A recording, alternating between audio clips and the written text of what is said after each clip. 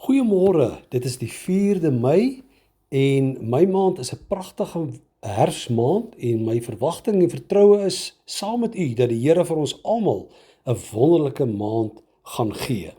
My maand is ook die maand waarin ons die hemelvaart van Christus vier en hierdie jaar val dit op die 14de Mei en ons gaan ook daardie aand 'n hemelvaartsdiens hou.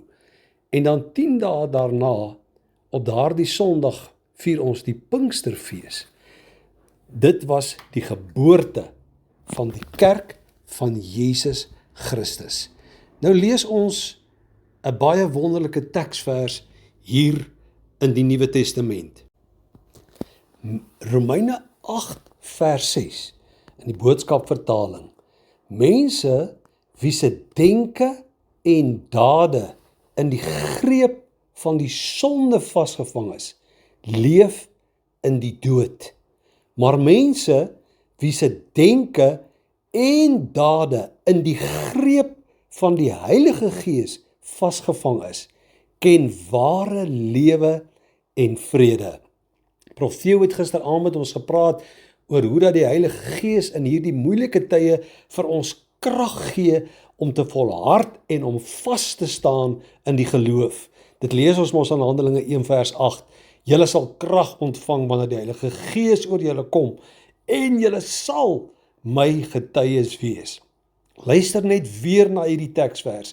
Mense wie se denke en dade in die greep van die Heilige Gees vasgevang is, ken ware lewe en vrede.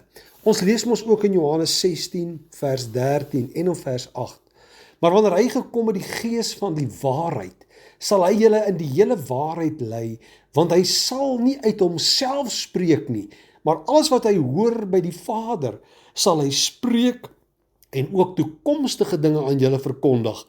En as hy kom, sal hy die wêreld oortuig van sonde en van geregtigheid en van oordeel. My maand is 'n wonderlike maand om te soek na die volheid van die Heilige Gees. En om in die volheid, as ware in die greep van die Heilige Gees te leef, beteken dat jy jouself totaal geheel en al oorgee aan die Heilige Gees, om jou te lei, jou besluite te beïnvloed en om voor jou uit te trek. Ons lees ook ons daarvan in Johannes 8, hier by vers 36, dat die Here Jesus het gesê, as ons dors het en ons vra hom, sê hy kom drink van die water van die lewe, wat sal vloei soos 'n stroom, 'n fontein, 'n lewende fontein uit jou binneste. Dit gebeur wanneer 'n mens tot die Vader bid en sê, Here, neem geheel en al in van my beheer, laat my as ware oorloop. Wanneer loop 'n glas water oor? Dis eers wanneer hy oor die rand gaan, dan is hy vol. En ek glo dat in hierdie tyd wil die Here deur sy Heilige Gees op 'n besondere wyse met jou spreek en jou opnuut vul met die krag van Pinkster.